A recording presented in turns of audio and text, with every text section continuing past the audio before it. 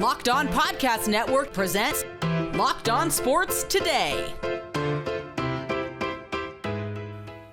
A drama-filled game to begin the NBA season. That's exactly what the Celtics and Knicks had in store. Also, Zion Williamson found his way back to the court, and a baseball legend is retiring.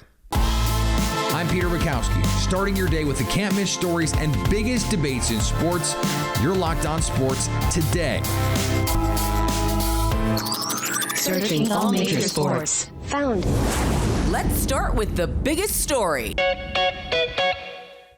The new-look Boston Celtics took the court to start the 2023 NBA season against the New York Knicks, a playoff team from a season ago, and we got plenty of drama in this one. Kristaps Porzingis, an auspicious start to his Celtics career, 30-8 in this one as the Celtics held on to beat the Knicks 108-104. John Corrales from Locked On Celtics joins me now, and John, all we're going to talk about, I think, early in the season is how is Kristaps Porzingis fitting into this team? How is Drew Holiday fitting into this team through one game, the smallest possible sample size that we could have in the regular season? What have you seen from these two guys is how they fit I will make into an absolute detemination. Yes. Rock solid. Written in stone. Oh, yes. Kristaps Porzingis is an MVP candidate. Yeah. First team all NBA. Let's do it. Let's go. Hey, it starts off with a 30.8 rebound night, including 9 straight points in a 13-3 run to close the game for the Celtics. So there he is getting, we'll call it derisive chants from the always amped up Madison Square Garden crowd. And what does he do? He immediately drops a 26-footer with ease to give the Celtics a lead that they would never give up. He was really, really good defensively. I think the best part is that he didn't try to do too much. He didn't force a lot. He blocked 4 shots, so he was there defending the rim. 5 of 9 from 3, so hell of a shooting night for him. But catching alley-oops, getting into position to just kind of be a nice outlet for the Celtics. It's just a nice debut for Porzingis. It looked like the Celtics were going to kind of go back to their fourth quarter meltdown, we'll say, to put it kindly, and Porzingis showed exactly why Brad Stevens went out and got him, because he wouldn't let that happen. It's just another element to the Celtics offense that kind of bailed them out. Yeah, you mentioned that 9 straight points in the fourth quarter. That was preceded, by the way, by a Drew Holiday layup, and that was after Jalen Brunson gave the Knicks the lead back.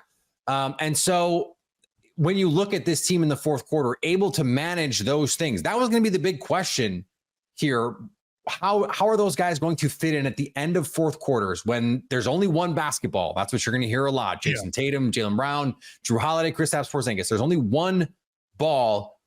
What did you think of how this offense looked at the end of the game? And what did you think of Kristaps Porzingis kind of being the guy to bail them out of some of these possessions? Yeah, it was terrible. It was awful. It was not good. And, Jaylen Brown, a fourth quarter kind of no-show for the most part. Jason Tatum, after a monster start to the game, the first 2.5 quarters for him were literally MVP level stuff out of Tatum. You're like, wow. But in the fourth quarter, kind of not as much. And those two guys had three turnovers for the Celtics in the fourth quarter. So it started to be like, this again. But look, Porzingis presents an option for them that they can go to. And I think teams will start out the season like the Knicks started out this season. When it comes down to it, you blitz Tatum, you say, get Tatum to give up the ball and let the rest of the guys just kind of bumble over themselves. Well, Porzingis didn't bumble. He actually stepped up. And if it wasn't Porzingis, then maybe somebody else would have. But I think it might end up being like kind of a good way to win the game, because the Celtics can kind of calm down in those moments and not panic. Be like, all right, fine. You want to double Tatum? You want to attack Brown? Well, you got Porzingis out there now. You got Drew Holiday out there. You got Derek White, just kind of like, oh, by the way, here's a guy that shoots really well from 3 and can be an option. So it's kind of good to see the Celtics pull out a win that they absolutely would have lost last year. Stay up to date all year on the Boston Celtics by subscribing to Locked On Sports Today and Locked On Celtics on your favorite podcast app and on YouTube. Thanks for making Locked On Sports Today your first listen. Coming up, the Pelicans welcomed a new season with Zion Williamson on the court, at least for now. Before we get to that, Brock Purdy may not suit up this Sunday. There's a lot of uncertainty in the world right now, and it's important to be prepared. Maybe you're traveling overseas. Maybe there are events taking place that are out of your control. Don't let your health be out of your control. Jace Medical wants you to be in control. That's why they have the Jace case.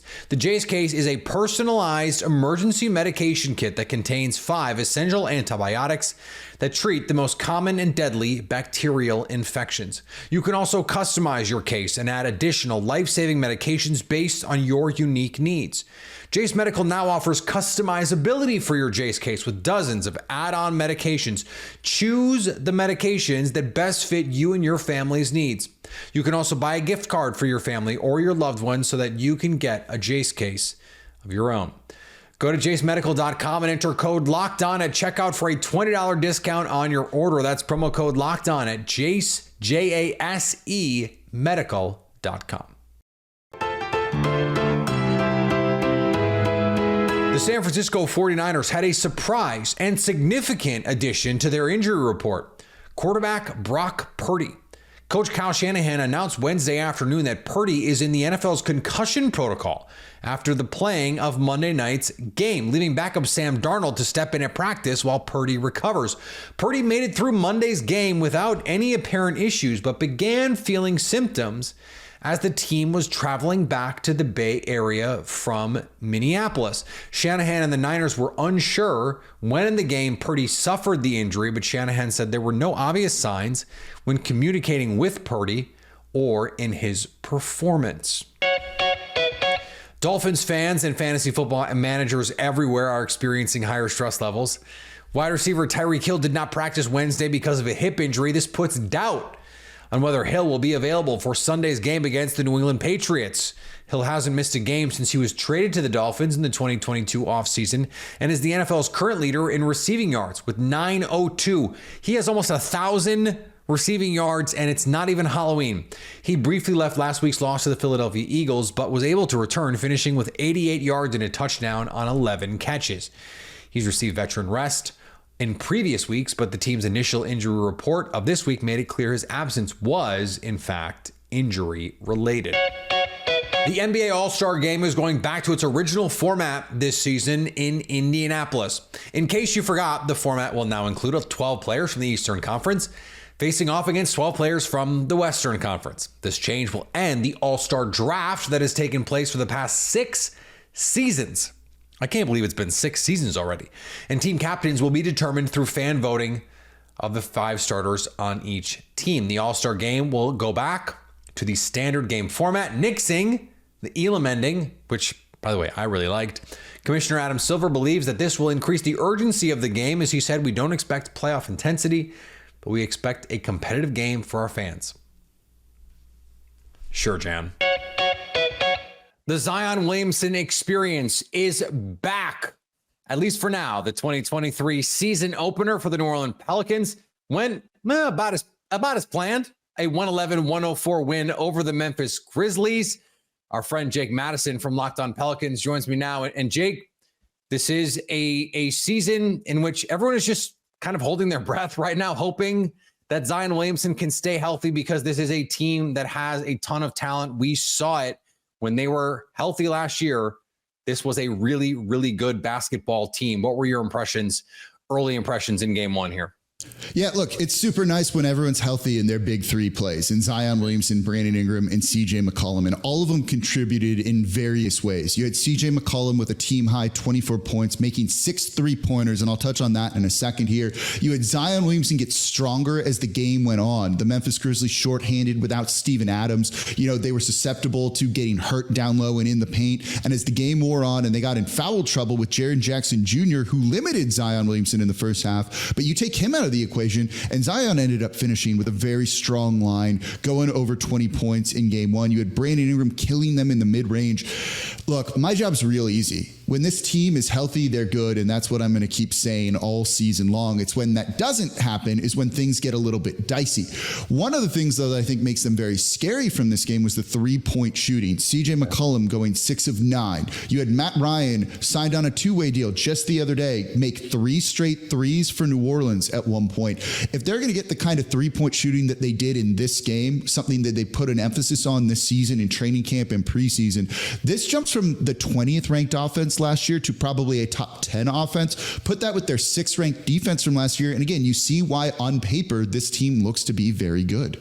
Yeah, 14 of 32 shooting in this game. That is a shade under 44% from deep.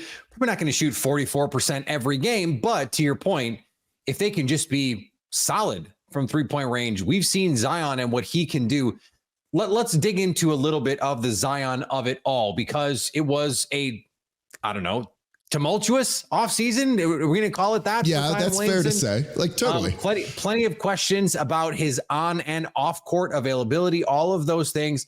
But 23-7 in this game. She shoots 9 of 17 and starts the game right away with a foul. He gets to the free throw line right away. What did you see from him early on? Because there's going to be an epic amount of body language doctoring going on with Zion Williamson over the course of this season. You know, what I thought was interesting was kind of how the game progressed from him. You know, one of the things that has been his challenge is when he hits adversity, whether that's with injuries, whether that's with his personal life, whether that's on the court, he sometimes kind of shies away from that and fades. You know, he started the game off kind of poorly. The Memphis Grizzlies defend him about as well as any other team does in the league, where you put a body on him and you have Jaren Jackson Jr. down low, ready when he beats that man off the dribble. And he struggled. He was 4 of 12 to start the game. He finished, I think it was 9 of 17. So he went 5 of 5 the rest of the way.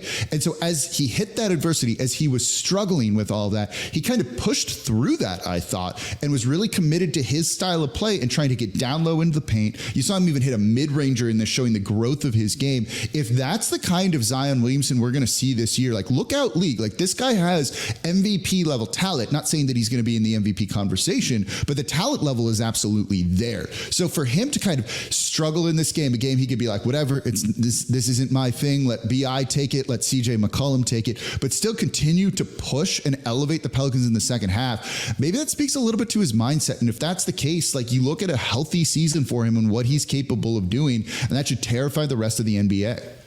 Stay up to date on the New Orleans Pelicans by subscribing to Locked On Sports Today and Locked On Pelicans on your favorite podcast app and on YouTube. Coming up, a legend is leaving the game of baseball behind, but it is time for Houston to move forward. Snap into action this NFL season with FanDuel, America's #1 sportsbook. Right now, new customers get $200 back in bonus bets guaranteed when you place a $5 bet. That's $200 back in bonus bets, win or lose. If you've been thinking about joining FanDuel, there's no better time to get in on the action. The app is so easy to use. There's a wide range of betting options, including spreads, player props, over-unders, and much, much more. It's been an up and down season so far for Buffalo, but that hasn't swayed the odds for their Thursday night tilt with Tampa. The Bills, heavy favorites over the Bucs. FanDuel has Josh Allen and company 8.5-point favorites at home. You can also combine different prop bets within a game to get an even bigger payout. FanDuel same-game parlays are a great way to enhance your sports watching experience. Visit FanDuel.com/lockedon and kick off the NFL season. A FanDuel official partner of the NFL. Dusty Baker is a surefire Hall of Fame manager. He's been a manager for 26 seasons and been in professional baseball in some capacity for half a century. As Locked On Astros hosts Brett Chansey and Eric Heisman point out, it's time for Houston to move on.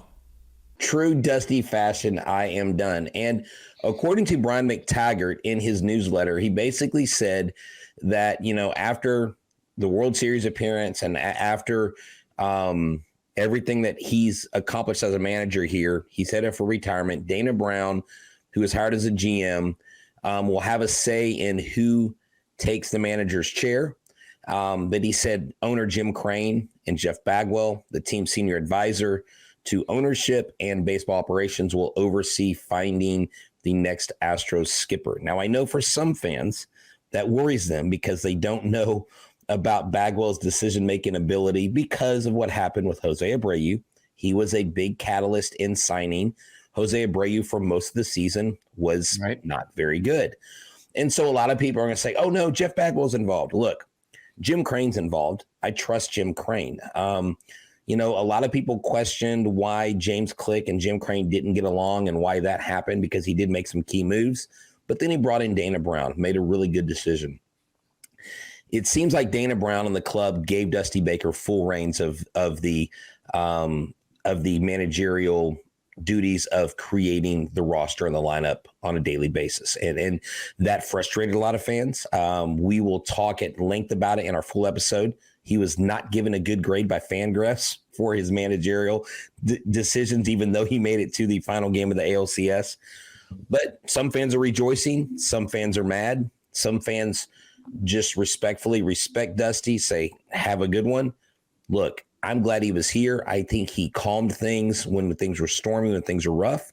But in the end, there were a lot of things for me that he left to be desired, and I wish he would have done more of here and there. But definitely respect the heck out of Dusty Baker, and he genuinely, I think, is a good person inside and out. So we start a new chapter, and we just start talking about who will the next skipper be. Yeah, and I think that this is the perfect time for the kind of the mutual parting. I think that Dusty Baker wanted that second World Series ring. That's partially why he stayed. I know that Jim Crane, especially with Dusty Baker's age, with kind of the situation, I think that Jim Crane wanted to give him the year-by-year contract. He didn't want to give him the multi-year contract, and Dusty Baker was fine with that. And so I think that this is the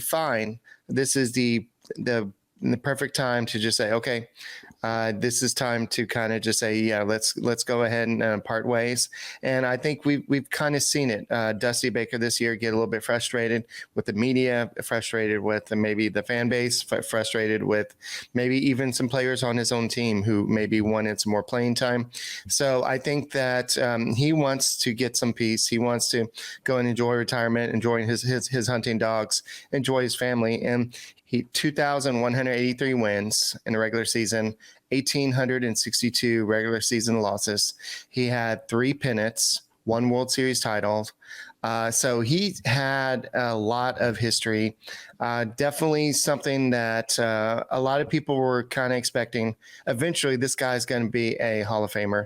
This is a guy that's probably going to go just everything that he's done. He's been part of history. Hank Aaron, he played with Hank Aaron. He's played with all these players in the past. And that's what Ryan Stanek, he said. He's like, normally your manager is not the most popular guy in the clubhouse. And that's what he is. And so what we've seen is that this guy has been trying to decide all season, do I want to do this again? I enjoy doing this, but do I want to do this or do I want to move on with his life? And so according to the Athletic, they also said that Baker would like to remain in the game in some capacity.